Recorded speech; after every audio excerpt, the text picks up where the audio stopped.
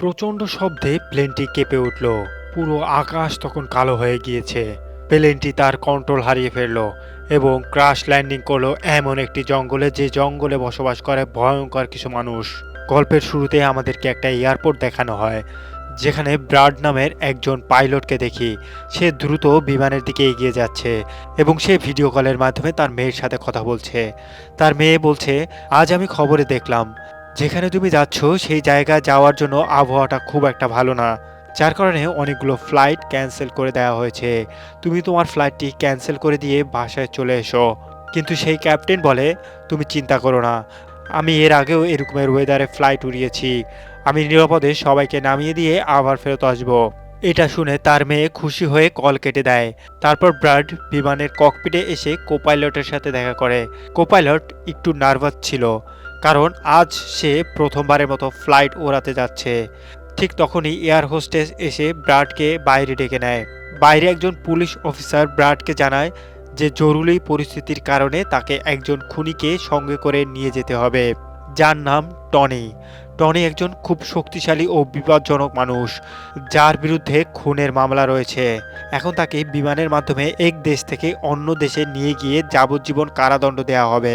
Police officer ব্রাডকে জানায়, এই দায়িত্ব তোমাকে দেওয়া হয়েছে, কারণ তুমি একজন যোগ্য এবং বুদ্ধিমান পাইলট। ব্রাড রাজি হয়ে যায় এবং টনিকে বিমানের একদম পিছনের সিটে বসিয়ে দেওয়া হয়, যাতে অন্য কোনো যাত্রীদের কোনো অসুবিধা না হয়।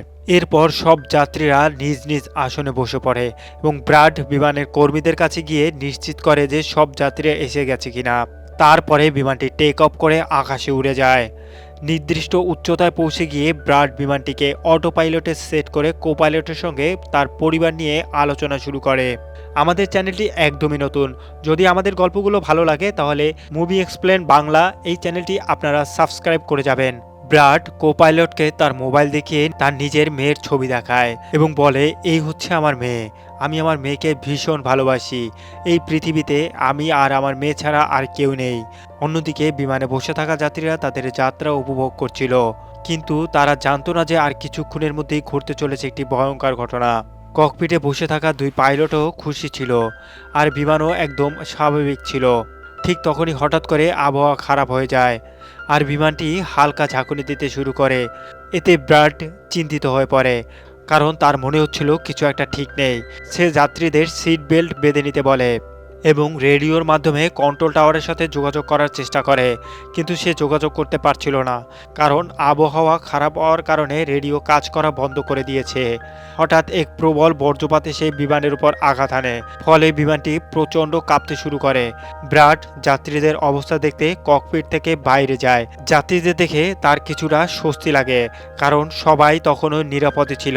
কিন্তু ধীরে ধীরে বিমানের লাইটগুলো নিভতে শুরু করে, আর তখনই আবারও বিমানটি তীব্র ঝাঁকুনি লাগে।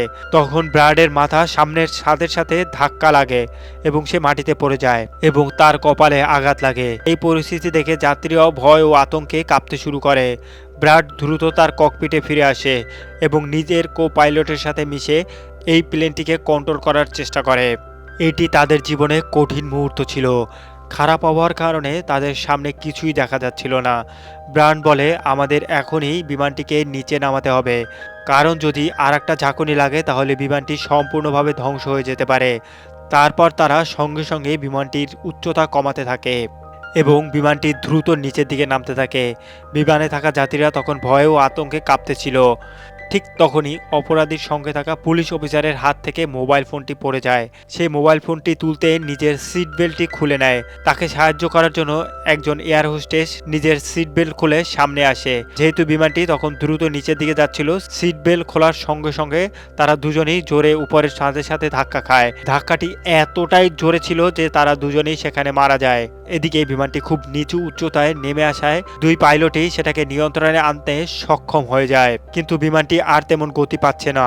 তাই ব্রাড বুঝতে পারে বিমানটিকে এয়ারপোর্ট পর্যন্ত নিয়ে যাওয়া অসম্ভব।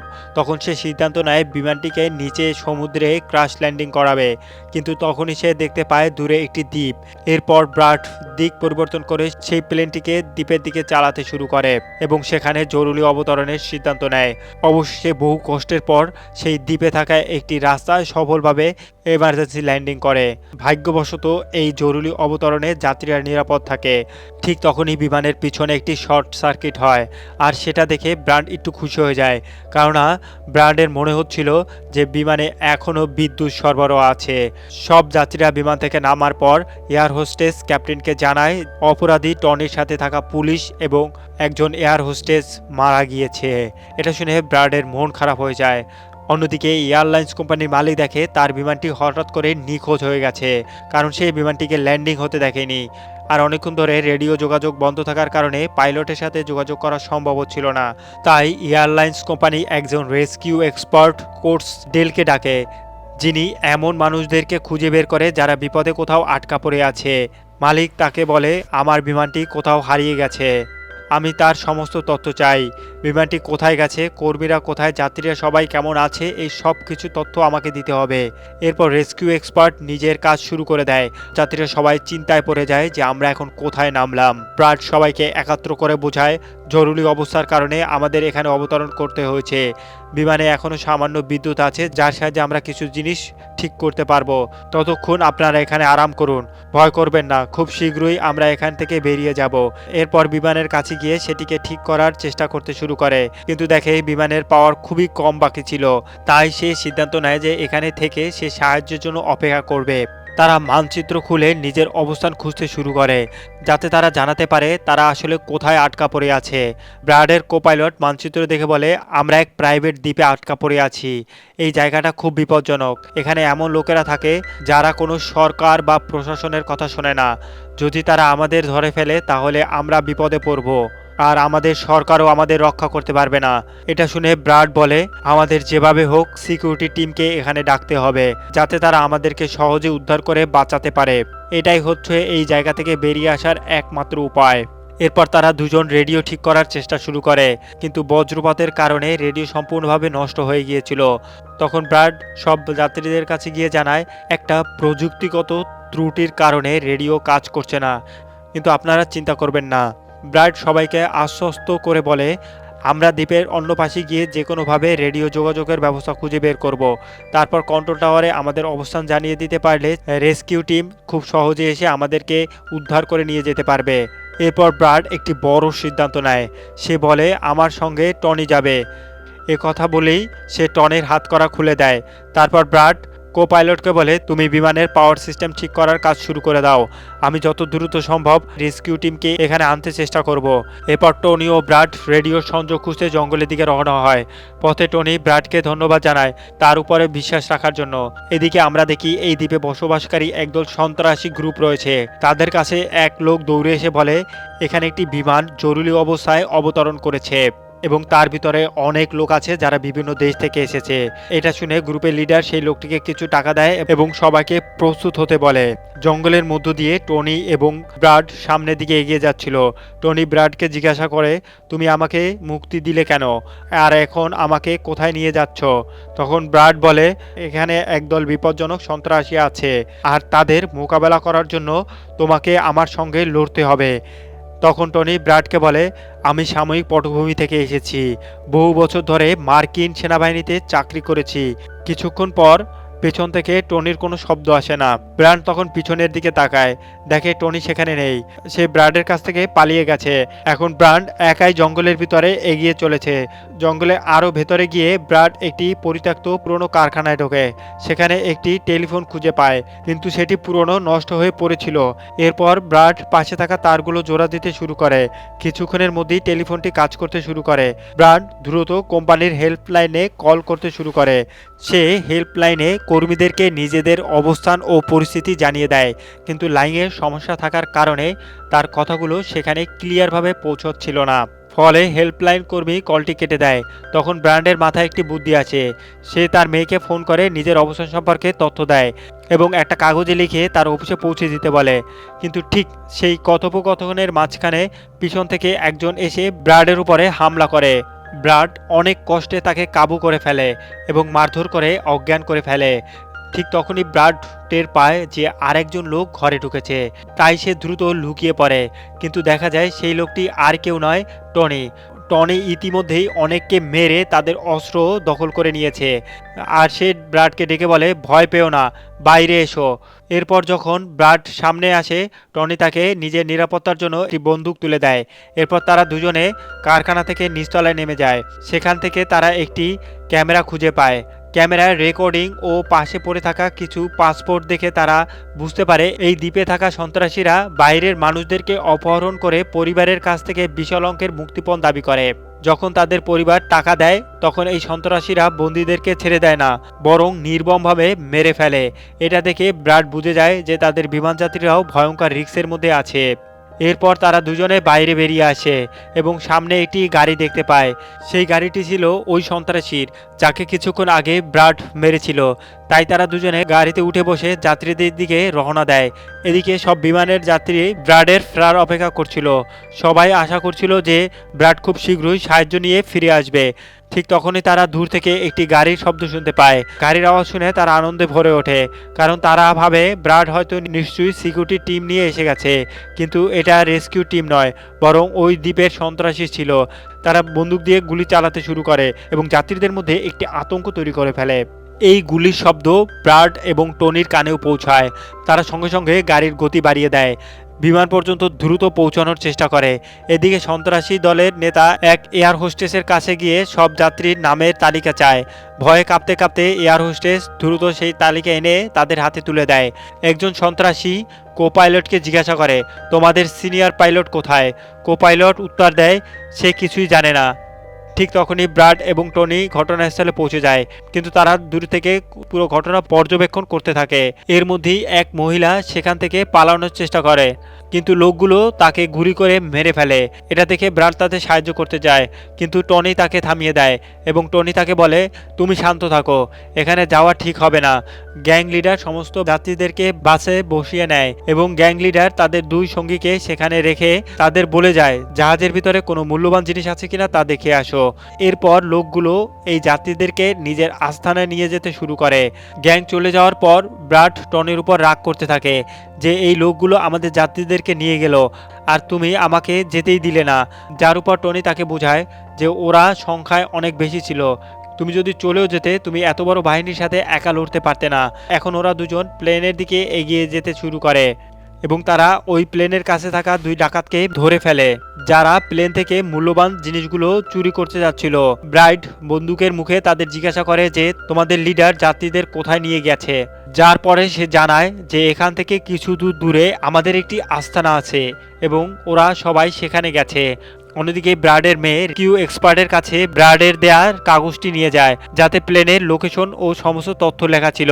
রেস্কিউ এক্সপার্ট স্যাটেলাইটের সাহায্যে প্লেনের লোকেশন খুঁজে বের করে এবং তারা জানতে পারে যে প্লেনটি একটি দ্বীপের মধ্যে আটকা পড়ে আছে এবং তারা এটাও জানতে পারে যে এই দ্বীপে একটি বিপজ্জনক আতঙ্কবাদী গোষ্ঠী রয়েছে। এরপর তারা সেই রেস্কিউ অফিসার এবং এক প্রাইভেট আর্মি ক্যাপ্টেনকে ফোন করে এবং তাকে পুরো ঘটনা ও পরিস্থিতি বুঝিয়ে বলে। প্রাইভেট আর্মির ক্যাপ্টেন রাজিও হয়ে যায় এবং তার সঙ্গীদের সাথে টাকায় ভরা একটি ব্যাগ এবং অনেক অস্ত্রের ব্যাগ নিয়ে গাড়িতে লোড করে নিয়ে সেই দ্বীপে যাওয়ার জন্য তৈরি হয়ে যায়। ব্রাড দেখে যে সন্ত্রাসীরা যাত্রীদের নিয়ে যাওয়ার আগেই জাহাজের কো পাইলট জাহাজের পাওয়ার সিস্টেম মেরামত করে ফেলেছে এবং ব্রাড দেখলো যে জাহাজের বিদ্যুৎ ফিরে এসেছে। এটা দেখে সে খুশি হয়ে যায়। এবার ব্রাড তার ইউনিফর্মে একটি বার্তা লিখে রেখে দেয় আসন্ন প্রাইভেট আর্মি টিমের জন্য এবং টনির সাথে সেই জায়গা রওনা দেয় যেখানে আতঙ্কবাদীরা বিমানের সমস্ত যাত্রীদেরকে নিয়ে গিয়েছিল। জঙ্গলের রাস্তা ধরে তারা দুজন সন্ত্রাসীদের আস্তানায় পৌঁছে যায় এবং তারা গাড়ি থেকে নেমে গোপনে সেই জায়গায় প্রবেশ করে।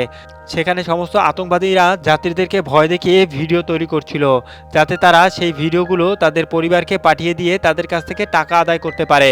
অন্যদিকে রেস্কিউ এক্সপার্টদের পাঠানো সেই প্রাইভেট টিমও প্লেনের কাছে পৌঁছে যায়, কিন্তু সেখানে কাউকে দেখতে না পেয়ে টিমের নেতা প্লেনের ভেতরে পরীক্ষা করতে শুরু করে। সেখানে তারা দুজনের মৃতদেহ খুঁজে পায়।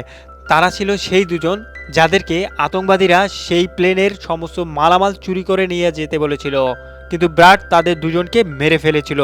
প্রাইভেট টিমের ক্যাপ্টেনরা ব্রাডের রাখা সেই বার্তাটিও পেয়ে যায়, যা ছিল সেই সন্ত্রাসী এবং ওই গ্যাংয়ের আস্তানা পর্যন্ত যাওয়ার রাস্তা। সন্ত্রাসীদের আস্তানায় টনি এবং ব্রাড গোপনে তাদের উপরে নজর রাখছিল এবং সুযোগ বুঝে তারা পেছনের দিক থেকে এসে সন্ত্রাসীদের মেরে ফেলে। এরপর তারা চুপচাপ এগিয়ে যায় এবং একটি ঘরের বাইরে পৌঁছে যায়। এই ঘরের ভিতরেই সমস্ত যাত্রীদেরকে বন্দি করে রাখা হয়েছিল। এবার ব্রাড ওই লোকদেরকে মুক্ত করতে চেয়েছিল, কিন্তু সেখানে অনেক প্রহরী পাহারা দিচ্ছিল এবং ব্রাডের কাছে সেই দরজার তালা খোলারও চাবি ছিল না। এরপর তারা দুজন একে একে সেই প্রহরীদের মেরে ফেলে এবং টনি তো হাতুড়ি তুলে অনেক প্রহরীদের হাতুড়ি দিয়ে আঘাত করতে শুরু করে। এখানে ব্রাড এক প্রহরীর কাছ থেকে চাবি নিয়ে যাত্রীদের ঘর থেকে মুক্ত করে দেয়। সে যাত্রীদেরকে বলে, তোমরা সবাই তাড়াতাড়ি সেই বাসে উঠে পড়ো যে বাসে করে সন্ত্রাসীরা তোমাদের এখানে নিয়ে এসেছিল, এবং তারা সবাই সেই বাসে গিয়ে উঠে পড়ে। ঠিক তখনই টনি ব্রাডের কাছে এসে জানায় যে এখান থেকে গাড়ির মাধ্যমে বাইরে যাওয়ার শুধুমাত্র একটি পথ আছে, কিন্তু সেখানে বন্দুক হাতে অনেক আতঙ্কবাদী দাঁড়িয়ে আছে, যারা আমাদেরকে দেখলেই আমাদের উপর গুলি চালানো শুরু করবে। তখন ব্রাড নিজের জীবন বিপন্ন রেখে সিদ্ধান্ত নেয় এবং টনিকে বলে যে আমি এখানে উপস্থিত সমস্ত সন্ত্রাসীদের মনোযোগ সরাবো, তুমি সুযোগে সদ্ব্যবহার করে যাত্রীদের সেখান থেকে নিয়ে যাবে। প্রথমে টনি ব্রাডকে এমন করতে বারণ করে, এমনটা করলে তারা তোমাকে মেরে ফেলবে, কিন্তু ব্রাড বলে এর বাইরে আমার কাছে আর কোনো রাস্তা নেই। এটা শুনে টনি রাজি হয়ে যায়। ব্রাড সেখান থেকে বেরিয়ে সন্ত্রাসীদের কাছে যায় এবং সেখানে গ্যাং এবং নেতাদের সাথে কথা বলে। সে বলে, আমি সাহায্যের জন্য জানিয়েছি, খুব শীঘ্রই উদ্ধারকারী দল এসে পৌঁছাবে, তাই সমস্ত যাত্রীদেরকে সেখান থেকে যেতে দিন। এটা শুনে সমস্ত গ্যাং ব্রাডের উপরে হেসে ওঠে এবং ব্রাডকে মারতে শুরু করে। গ্যাংয়ের প্রধান বলে, এভাবে কিভাবে ছেড়ে দেব, টাকা ছাড়া আমি কাউকে ছাড়ি না। আর এখন সবাই তারা ব্রাডকে মারতে শুরু করে। ঠিক তখনই প্রাইভেট রেস্কিউ টিম এসে সন্ত্রাসীদের উপরে আক্রমণ শুরু করে। অনেকক্ষণ ধরে গোলাগুলি চালানোর পরে গ্যাংয়ের অনেককে মেরে ফেলে তারা ব্রাডকে মুক্ত করে নেয়। ব্রাডকে বাসে তুলে নিয়ে এখান থেকে চলে যায়। এখানে গ্যাং এবং নেতা দেখলো যে তাদের অনেক সন্ত্রাসীদের সাথে ছোট ভাইরাও মারা গেছে। এটা দেখে সে খুব রেগে যায় এবং শপথ করে নেয় যে এই লোকদের মধ্যে একজনকেও সে ছাড় দেবে না এবং সে সবাইকে বেছে বেছে মেরে ফেলবে। এরপর সে তার টিমকে বলে যে তাড়াতাড়ি করে তৈরি হয়ে নাও, আমরা খুব শীঘ্রই এই লোকদেরকে মারতে বেরোবো। বাসে প্রাইভেট টিমের ক্যাপ্টেন সবাইকে জানায় যে আমরা মাত্র 5 জনের একটি ছোট টিম, যারা শুধুমাত্র বাঁচানোর মিশনে এখানে এসেছি, যারা শুধু তোমাদেরকে বাঁচানোর উদ্দেশ্যে এখানে এসেছি। আমরা কোনো রেস্কিউ টিম নই। রেস্কিউ টিম এখানে আসতে আসতে আরও কিছু সময় লেগে যাবে। এটা শুনে ব্রাড আরও ঘাবড়ে যায় এবং বলে যে আমাদের হাতে তেমন সময় নেই, কারণ গ্যাং এর লোকেরা খুব শীঘ্রই আমাদের উপরে আক্রমণ করবে এবং আমাদের দেখলেই সাথে সাথে মেরে ফেলবে। কিন্তু আমার কাছে একটা বুদ্ধি আছে। জাহাজের কাছে পৌঁছানোর পর ব্রাড সমস্ত যাত্রীদেরকে বলে জাহাজের পাওয়ার ফিরে এসেছে, অর্থাৎ এখন জাহাজ চালু হবে এবং আমরা খুব দ্রুত এখান থেকে বেরিয়ে যাব। তাই আপনারা সবাই তাড়াতাড়ি জাহাজে উঠে পড়ুন, কারণ আমরা রেস্কিউ টিমের জন্য অপেক্ষা করতে পারি না। তাদের এখানে আসতে সময় লাগবে এবং আমরা যদি এখানে থাকি সেই সন্ত্রাসীরা আমাদেরকে মেরে ফেলবে। এটা শুনে সবাই প্লেনে উঠে পড়ে। অন্যদিকে ব্রেড প্লেনের সমস্ত চেকিং করতে শুরু করে দেয় এবং প্রাইভেট টিমের লোকেরাও অবগত বিপদের জন্য প্রস্তুত হয়ে থাকে। ঠিক তখনই হঠাৎ সেই সন্ত্রাসী দলটি তাদের উপরে হামলা শুরু করে দেয় এবং তাদের দেখে প্রাইভেট টিমের লোকেরা তাদেরকে আটকাতে লেগে যায় এবং সেখানে দুই টিমের মধ্যে প্রচুর গোলাগুলি হয়।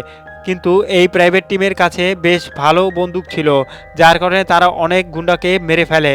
ব্রেড তাড়াতাড়ি প্রাইভেট টিমের লোকদেরকে জানায়, আমি পরের 5 মিনিটের মধ্যে জাহাজটি চালু করতে চলেছি এবং তোমরা সবাই তাড়াতাড়ি করে জাহাজে উঠে পড়বে। এরপর ব্রাইট টনির কাছে যায় এবং তাকে ধন্যবাদ জানায় যে সে তাদের জন্য কঠিন সময় সঙ্গী হয়েছে। ব্রাড ককপিটে এসে তার কোপাইলটকে নিয়ে প্লেন চালু করে যায়। অন্যদিকে টনির কাছে গুলি শেষ হয়ে যায়। আর যখন সে বুলেট খোঁজার জন্য প্রাইভেট টিমের ব্যাগ চেক করে, তখন সে সেখানে টাকায় ভরা একটি ব্যাগ খুঁজে পায়। কিন্তু এই সময় টনি টাকা ছেড়ে অন্য ব্যাগ থেকে গুলি বের করে আবারও সন্ত্রাসীদের সাথে লড়াই করতে শুরু করে দেয়। এদিকে ব্রেডও প্লেনটিকে চালু করে ফেলে এবং প্লেনটিকে ডান দিকে ঘুরিয়ে নেয়। এরপর প্রাইভেট টিমের সৈনিকরাও একে একে জাহাজের দিকে উঠতে শুরু করে আর টনি তাদেরকে কভার ফায়ার দেয়। পাওয়ার ফিরে আসার কারণে রেডিও কাজ করতে শুরু করে। এরপর ব্র্যাডকে প্লেনের কোম্পানির মালিক জানায় যে সে একটি নিরাপদ জায়গা বলে দেবে যেখানে তারা যেতে পারবে, এবং সেই জায়গাটা খুব বেশ কাছেই ছিল। ব্রেড এয়ারলাইন্স কোম্পানির মালিকের বলে দেওয়া সেই জায়গার উদ্দেশ্যে রওনা দেয়। কিন্তু তখনই আরও একবার জাহাজে ইঞ্জিনে আগুন লেগে যায় এবং জাহাজটি বিধ্বস্ত হতে শুরু করে। তাই ব্রেড আবার জরুরি সতর্কতা এমার্জেন্সি ওয়ার্নিং চালু করে দেয় এবং ধীরে ধীরে জাহাজটি নিচের রানওয়েতে নামানোর চেষ্টা করে। অবশেষে অনেক চেষ্টার পরে ব্রেড জাহাজটিকে রানওয়েতে নামাতে সক্ষম হয় এবং সবার জীবন বেঁচে যায়। ব্রাড এবং তার সহকারী কোপাইলট খুশি হয়ে যায়। এবার ব্রেড যাত্রীদের অবস্থা দেখে পিছনে যায়। তখন দেখে যে সমস্ত যাত্রী নিরাপদে আছে এবং এটা দেখে তার মনে একটু শান্তি আছে। সেখানে উপস্থিত সমস্ত যাত্রীরা ব্রাডের জন্য হাততালি দিতে শুরু করে এবং ব্রাডকে ধন্যবাদ জানায়। কিছুক্ষণ পরে সেখানে তাদের জন্য রেস্কিউ টিমও চলে আসে, যা দেখে সব যাত্রী খুশি হয়ে যায়। এখানে ব্রাড সমস্ত যাত্রীদেরকে রেস্কিউ টিমের সাথে পাঠিয়ে দেয় এবং ক্যাপ্টেন অবশেষে স্বস্তির নিঃশ্বাস নিয়ে জাহাজের সিঁড়িতে বসে তার মেয়ের সাথে ফোনে কথা বলে। এর সাথেই সেই গল্পটি শেষ হয়ে যায়। আমাদের চ্যানেলটি একদমই নতুন। যদি আমাদের গল্পগুলো ভালো লাগে তাহলে মুভি এক্সপ্লেন বাংলা এই চ্যানেলটি আপনারা সাবস্ক্রাইব করে যাবেন। আর গল্পটি আপনাদের কাছে কেমন লাগলো সেটা জানানোর জন্য প্লিজ কমেন্ট করবেন আর একটি লাইক দিবেন।